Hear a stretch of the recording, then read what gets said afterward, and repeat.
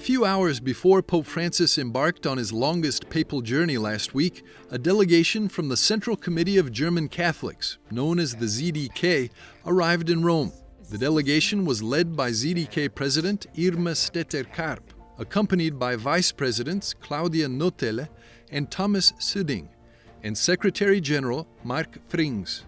The German delegation described their visit as a journey of dialogue, explaining in a press release that its purpose was to be understood in Rome and to understand Rome.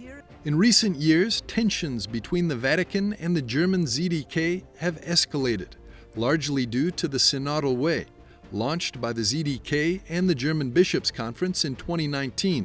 The initiative has drawn criticism from Rome, prompting multiple interventions by Pope Francis. Critics accuse the German Synodal Way of exploiting the abuse crisis for political ends. The situation of weakness in which the church leaders have placed themselves is of course being mercilessly exploited by certain groups.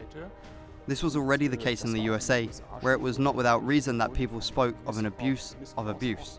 The way in which the abuse crisis was dealt with in Germany made it almost predictable that some would instrumentalize it and commit an abuse of abuse.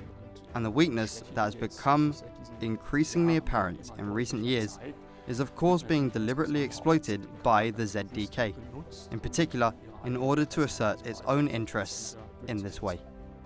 Both sides described the talks between the German delegation and Vatican representatives in Rome as harmonious.